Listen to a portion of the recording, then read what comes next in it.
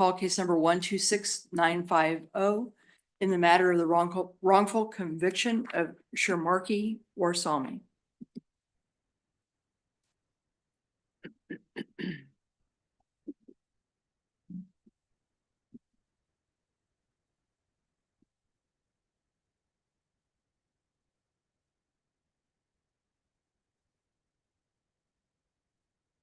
Mr. Crab.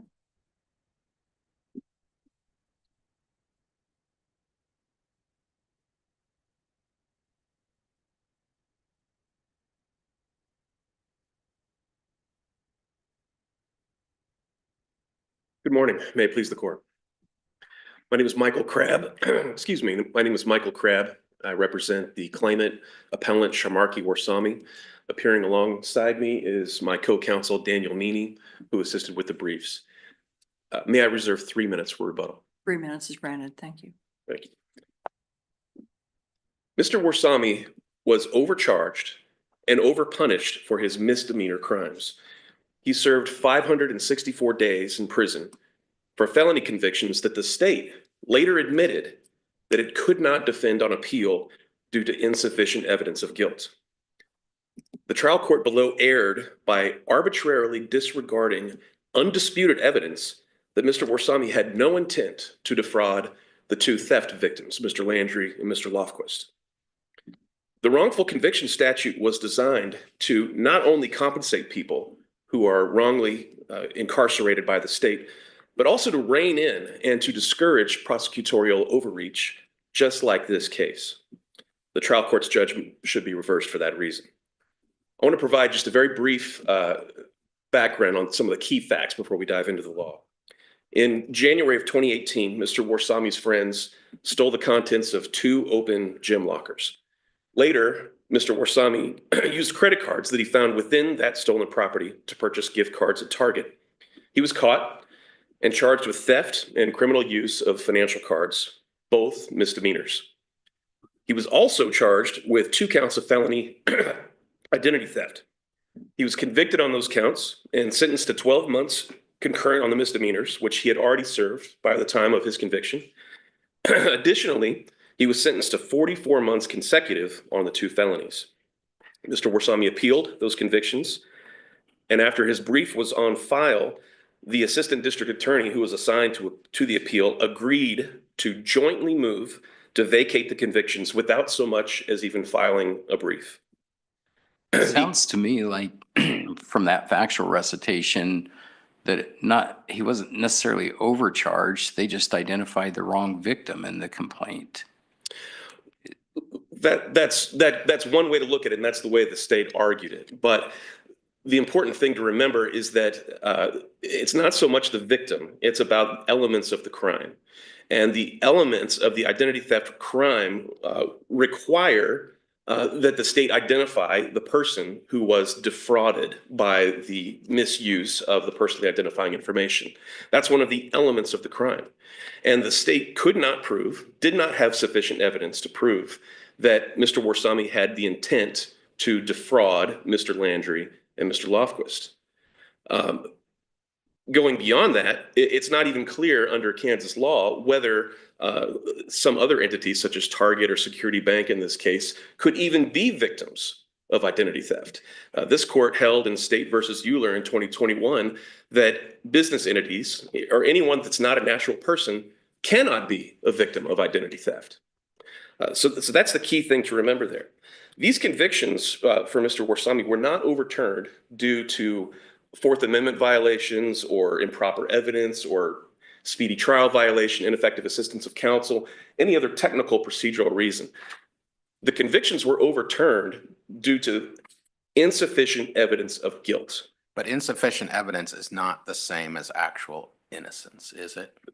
That's correct. There is a legal distinction there, but and don't you have to get to actual innocence under our recent case law? Right. So under this court's recent ruling in Doles, that was the holding, that the claimant must show by a preponderance of the evidence that the conviction was overturned because he didn't commit the crime for which he was charged. That's true. And I would so, sub- yeah, just how do you overcome that hurdle? Yes, so I would submit to the court that in this case, the fact that there is insufficient evidence of guilt, the state admits that was the reason to vacate the convictions, that is enough to get you to the preponderance of the evidence standard, that the reason that the convictions were overturned or vacated was due to the fact that he didn't commit the crime that he was charged with. And I would submit to the court. You think that alone meets your burden under preponderance of the evidence? I do, Your Honor. That coupled with the Can you flesh that out for me? I mean, certainly. it's not intuitive. It's not intuitively landing for me. Right. Okay. So here's the way that I look at it, and this is what I would submit to the court. There is almost no case in which this court or the Court of Appeals, if it were to overturn, vacate, reverse a conviction, would come out and say that the reason for that is due to innocence, or because the person did not commit the crime. At most, what the court will say is that there's insufficient evidence of guilt. Likewise, when the prosecution dismisses charges or elects not to refile charges, they never make a statement coming out and saying that's due to the fact that the person didn't commit the crime. No, if they make a statement at all, they will say it's because there's insufficient evidence of guilt. Well, we know. What about from Lamont McIntyre? Yeah. I'm sorry. What about Lamont McIntyre? What about it? Oh, well, okay, so the prosecutor came out and said he's actually innocent. Okay. There are rare cases. Yeah, I'll give you that. There are rare cases where, a person is exonerated by DNA evidence or something of the sort. Those are exceedingly rare cases. Those are the cases that exist in the legislative history. Right. Which provide the impetus for the statute in the first place. That's true. That does appear in the legislative history. But I would submit to the court that is an exceedingly narrow interpretation of the statute. Well, don't you think that's what the legislature intended it to be, extremely narrow? No, I don't. Can you point to something in the legislative history that would lead us to believe that their intent was to make it broad? Well, I don't think necessarily the intent was to make it broad. I think the intent is clear in the language of the statute. When you have a case where a person was convicted of a crime that he or she did not commit and they served time for that crime, they should be eligible for compensation, even if they were guilty of some other crime, as in this case. Mr. Warsame admits that he was guilty of those misdemeanor crimes. He served his time. He served 12 months. Just under the facts that both parties agree to in this case, make the argument that he was not guilty of identity theft. I'm struggling with that. What he was guilty of was outright theft. There was no intent to deceive or to trick Mr. Landry or Mr. Lofquist, who But are there the was victims of an the crime. intent to deceive or trick some other entity, correct? I assume you mean Target or Security Bank or some other entity. I suppose you could make that argument to stretch, but Well, again, how isn't that argument just sort of prima facie obvious from the face of the admitted facts? because as this court has held, business entities cannot be victims of identity theft. Only Well, other human beings can. And in this But case, there's a difference between who is the victim and who was defrauded. I mean, the entity towards which the intent to defraud is directed. In other words, you steal a credit card, the victim is the owner of the credit card and the owner of the identity that's attached to the credit card. But the intent to defraud is focused towards the merchant who the card is used with. I mean, what's wrong with that? well, what's wrong with that is that that's not the case that was tried in the court below, in the criminal court. That's not the crime that was charged. I understand that, but don't you have to prove that that didn't happen? No, what you have to prove is that he did not commit the crime for which he was charged. And the crime for which he was charged was identity theft against John Lofquist and Mr. Landry with intent to defraud those two individuals. Is that consistent with our case law, which, especially under the subpart C, that seems to say that as long as it's the crime of convict, I mean, not the specific victims or the to wit, let's just describe it maybe as anything that we would say to wit in the charging document, but rather the elements of the crime. That, and here, one of those elements is that you obtain or transfer or use, personal identifying information to defraud that person or another. And so why aren't those broad elements as stated in the statute? fall within the facts of this case? Because what subsection C says, the plain language of the statute, is that the claimant did not commit the crime or crimes for which the claimant was convicted. And in order to analyze that, you've got to look at the elements of the crime as charged. And Judge Vano in the court below correctly ruled that way, exactly that way. He said, we're not looking at large, a claimant doesn't have to prove that he is innocent of any crime and every crime. What the statute says is that a claimant must prove that he is innocent or that he did not commit the crime for which he was convicted. And in this case, he was convicted of a crime that he didn't commit, i.e., he was convicted of using personal identifying information of those two gentlemen with an intent to defraud those two gentlemen. And I think maybe we're speaking past each other because I think you're still talking about because of the way the victims were named in the charging document, not because of the elements of the crime, that there couldn't be under these facts if those two names had not been included, but rather just the statement of that they defrauded a person or anyone else. Wouldn't he have been guilty of that crime? I don't know, Your Honor. I don't know. And the reason we don't know is because he wasn't charged that way. That wasn't the crime that he was charged with. And his burden is not to prove that he is innocent of any crime that he could have been charged with. His burden under the statute is to prove that he was innocent of the crime for which he was convicted. And I'm sorry. You're saying not that I'm focused upon the elements, period, as stated in the statute. And you're focused on the charging document. Is that the way we should look at it, to look at the charging document versus the elements? Yes, because, Your Honor, I think they're one and the same. The charging document sets out the elements of the crime, and the prosecution has to prove each element beyond a reasonable doubt. Theory of proving that. No, I'm sorry. It sets out the state's theory of proving those elements. Well, it defines what the elements are. And in this case, the element of the crime for which he was convicted was an intent to defraud Mr. Landry and Mr. Lofquist, which the state later agreed there's insufficient evidence to prove that because he didn't commit that crime. He had no intent. That's the undisputed evidence in the civil case below. There was no intent to deceive Mark Landry and John Lofquist. So Spangler, our decision Spangler is wrong because there we were talking about different degrees of murder. No, Spangler is easily distinguishable. Spangler refers to actually subsection D, I believe, about the own conduct point here. Spangler, that's right. So Spangler was convicted of second-degree murder. It was reversed due to ineffective assistance of counsel. Then he was convicted of involuntary manslaughter. He served 4.5 years beyond his sentence and sought compensation. This court found that that's not possible in that case because you look at his own conduct. His own conduct in that case was he got a gun, confronted a man, and shot him to death with that gun. Those elements were present in both crimes, both murder and involuntary manslaughter.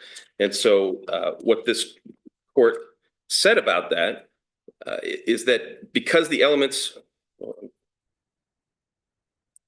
here it is. A claimant like Spangler who stands convicted of a lesser included offense based on the same charge as a previous conviction is not eligible to seek relief. Here, felony or misdemeanor use of a financial card is not a lesser included offense of identity theft. This court clearly held in State versus Euler that there are two different crimes, two different sets of elements. One's not a lesser included offense of the other. And so Spangler is not at issue here. It's distinguishable from. But the question remains whether the conduct caused these charges to be filed. And so I understand maybe factually it's different than Spangler, but does subsection D still ring true? Given that the underlying conduct and the dismissal, at least from the record, appears to be based on maybe a charging mistake. And I understand your other arguments about whether there are alternative theories of liability even available, but subsection D is more how we've interpreted that to focus on the conduct that precipitated those charges. May I answer? Mr. Warsame's own conduct brought about his conviction for the misdemeanors of theft and misuse of a financial card. That is true. His own conduct did not bring about his conviction for felony identity theft because he did not commit those crimes. The state later admitted that it had insufficient evidence to convict on those crimes and let the appeal go. So while it's true that he doesn't have perfectly clean hands, he did commit a crime and he did serve his time, his 12 months for those misdemeanor crimes. It's important not to overexpand that own conduct language in the statute because it becomes a slippery slope. What if, for the sake of argument, there was a murder that occurred at that same target later that day, and Mr. Warsame was picked up not only for misusing a financial card, but also for that murder? Later on, that conviction is reversed. Could the state say, well, if you hadn't been in Target using someone else's credit card, you wouldn't have been convicted for murder? You see how the slippery slope begins, and you can roll it on further from that. So in this case, I'm comfortable arguing that Mr. Warsame's own conduct did not bring about his conviction for identity theft for a crime he didn't commit. At most, his own conduct brought about his conviction on the misdemeanors for which he served his time. Thank you.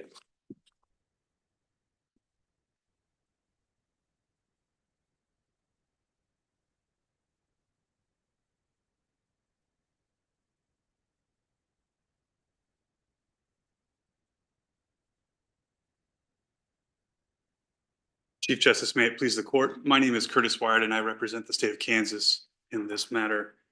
There are three clear avenues to affirming the district court. And I think the cleanest avenue is actually the one that Justice Wall, you finished off there on questioning.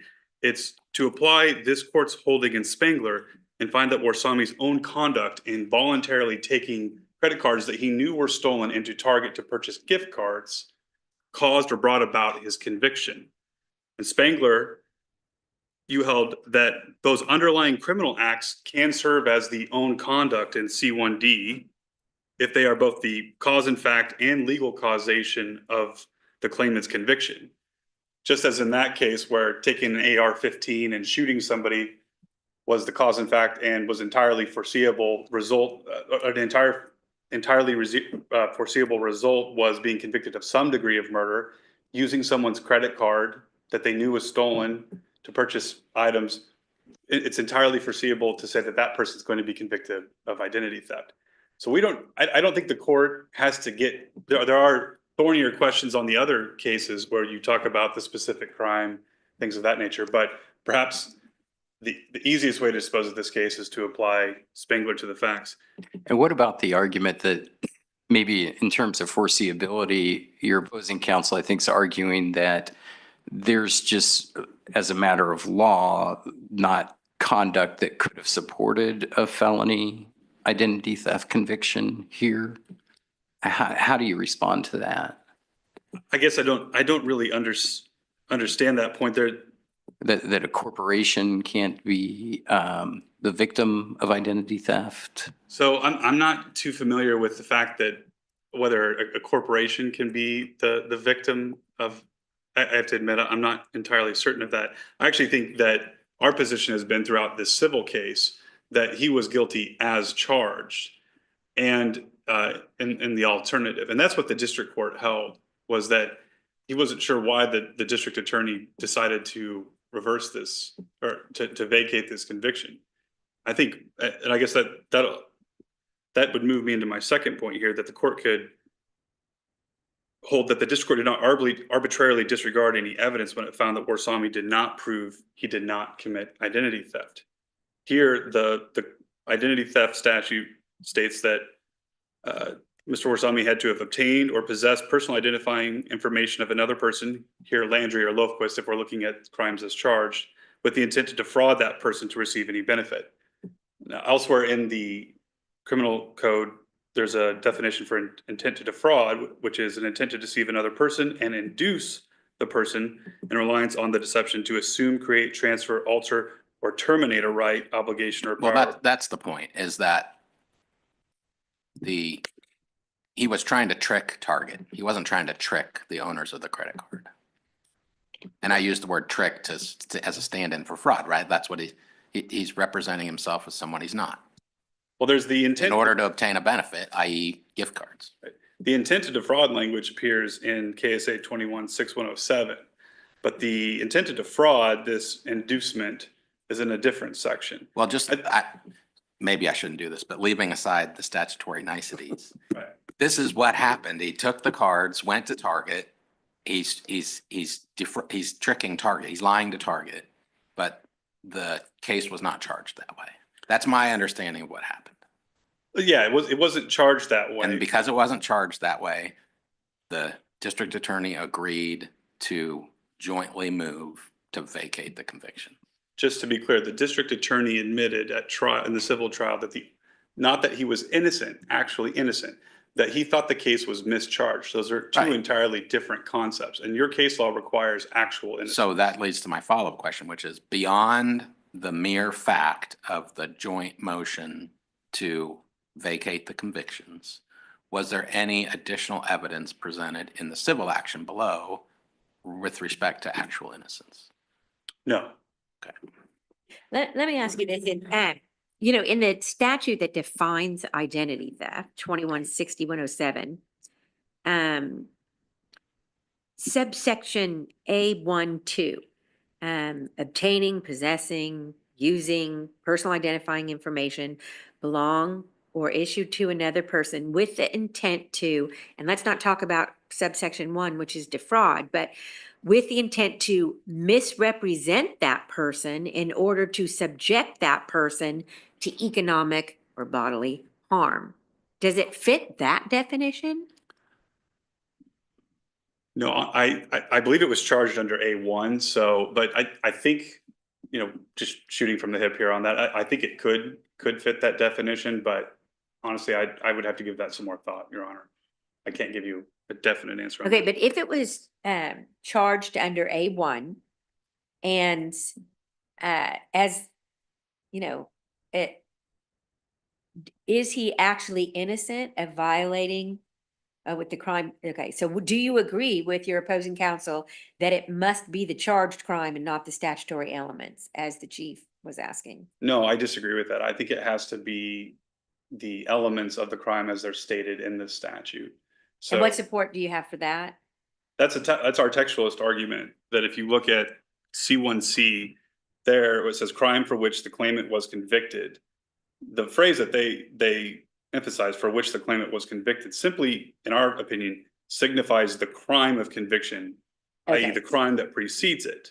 Right. And I think Okay. that interpretation best accords with your case law in Doles, where you recently stated that you went straight to the legislative history and said that it clearly indicates, as you mentioned earlier, Your Honor, about Lamont McIntyre, that these are cases that are limited to where there's evidence of actual innocence. The person did not do it.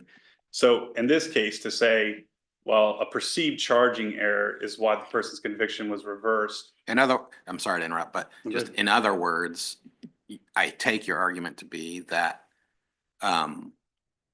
is it Warsame? Warsame has the burden of proof to demonstrate by a preponderance of the evidence that he did not commit identity theft. Yes. Whether that's You agree with against that? yes, and whether that's against Target or the cardholders. It doesn't matter. It just, he did not commit identity theft Correct. under A1. Correct. That's the burden he has to carry. And here, We went under A1. And I understood that's the subsection he was charged under. correct. So it is limited by the statutory subsection. Oh, is it? As That's not what I in terms of understood the, you, well, sorry. that's what I guess that's what I'm asking. Is it limited by the statutory subsection that's chosen? Which is still an elements test, Right. as opposed to, as the chief was suggesting, Of any possible sort of variation. two-wit Right. add-ons. Well, I think it refers to the statutory elements that were charged, but it doesn't incorporate, I think their position is that it incorporates the charging documents and the jury instructions for every case. I don't think that it goes that far. I think it just identifies the elements. You have to prove The that you're innocent elements of the elements. of the subsection that was charged? Right. Okay, you see, okay. And here, Warsame clearly intended to deceive the cardholders by inducing, even if we use that statutory definition of intent to defraud, which may or may not apply. But if you look at that, induce as a plain definition of causing them to assume an obligation to pay for the gift cards. And this is what the district court's, the crux of its decision was, is that it makes sense that when you charge something to a credit card, that you're necessarily saying that the people, the cardholders are going to pay for that item, albeit at a later date. So Okay, an intention to deceive another person and to induce that other person in reliance on the deception And then what are you saying? To assume a credit card debt? To induce the person to, and then the statute says to assume, create, transfer. And Right. So they induce the person, i.e. they cause the person to assume a debt. To assume a right or an obligation, okay, to assume To an assume the obligation. obligation, which is the debt. Oh, okay. Okay, Because he knows the credit card's gonna be charged back against the person who he's pretending to be. Correct. And that's the district court's reasoning. It makes perfect sense, I think, to me. And I cited a case in, from the Court of Appeals, State v. Granger, that makes this almost identical facts where an individual stole a credit card from an individual and took it to Walmart, purchased items. That person was convicted of identity theft of both, listing both the card holder and the store. And the Court of Appeals, looking at it from a multiplicity standpoint, said, well, you can be guilty of one or the other, but you can't be guilty of both because it's the same acts. So I think that at the end of the day, it's the same here. He was guilty of identity theft of Landry or Lofquist or Target, just can't be both. Can I ask you some questions about actual innocence and the role that plays under the statute?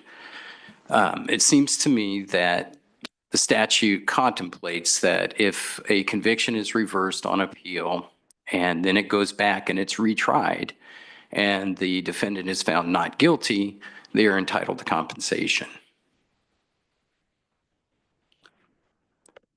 That's one way to recover under the statute. Yeah, I would say depending on, And a finding of not guilty is not a finding of actual innocence, correct? yeah, so it would depend on the particular reason of not guilty. And so in the situation where a defendant is simply not retried, you're not suggesting as a matter of law that you need the prosecutor to admit actual innocence in order to prove it, that you could just rely on the testimony of the defendant, for example. And if a prosecutor simply says, I don't think I've got enough evidence here to win this case, so I'm not even going to retry it, but there's other evidence of actual innocence in the civil case, you're not suggesting that the prosecutor's declarations alone control whether there is causation. No, I think in cases like that, which are not the case here, the claimant could, through and I think this is the point that was made at the end of Dole's, was the claimants can use the civil discovery process to dig in to find the actual reason for the conviction going away and not coming back. If there is evidence that can be uncovered of actual innocence, I don't think that wouldn't preclude recovery here. Right. It's a question for the finder of fact to resolve potentially controverted facts. Correct. Okay.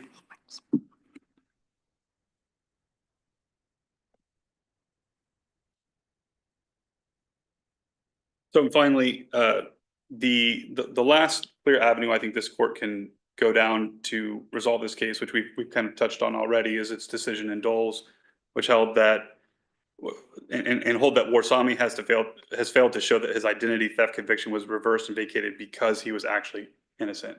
He has not presented any evidence there. The evidence at trial was from the district attorney that had the charging document listed Target as the victim, then he would not have agreed to vacate the charges. This is a case where he believed, in my opinion, incorrectly, but he believed that Mr. Warsame was charged incorrectly.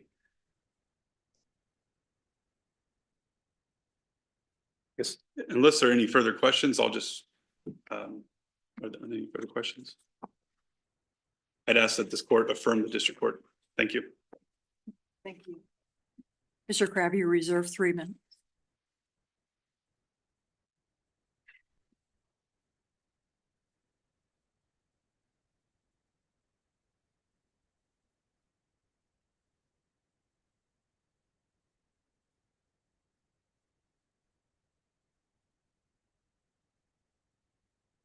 Because it came up during the appellee's argument, I want to point out again for the court that this court has expressly held that non-human persons cannot be the victim of identity theft. That's State versus Euler.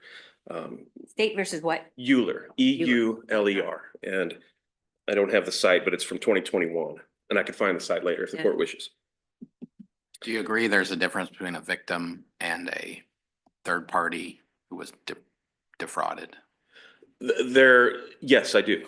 There is a difference. But again, that is, and that's not a technicality, right? That's an element of the identity theft statute that must be pleaded, charged, and proved, and was not in this case.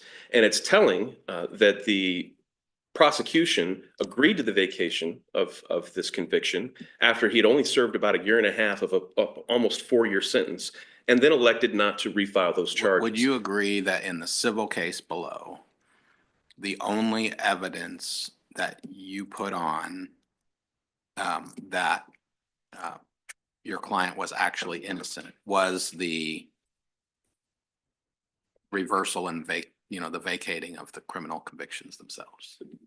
You didn't No. did you put any other evidence? There was the testimony of Mr. Warsame himself, which, the trial court didn't place a lot of value in, but there was also the testimony of Mr. Minahan, who was the district attorney, and there was the testimony of Mr. Call, who was the appellate defender. Both gentlemen testified that they agreed to the vacation of the conviction because there was insufficient evidence of guilt. Now, whether you want to couch that as a charging mistake or what have you, I would submit to this court that that's significant. There's no such thing as a charging mistake. Well, that could mean that the state simply can't prove one element beyond a reasonable doubt. Right. That doesn't prove innocence. Well, I would submit, though, that in the civil case, of course, Mr. Warsame's burden is only by preponderance of the evidence. And he did prove in the civil case below that it is more likely than not that he didn't commit the crime that he was convicted of and charged with. And the evidence of that is that those two gentlemen, Mr. Minahan and Mr. Call, agreed to the vacation of those charges, and that the charges were never refiled. That is enough to infer and to get us past that 51% preponderance of the evidence standard. So, Your Honor, unless there are other questions, which I'm happy to answer, I would ask this court to reverse the decision below. Thank you. counsel. Thank you to both counsel for your arguments. The court will take this matter under advisement.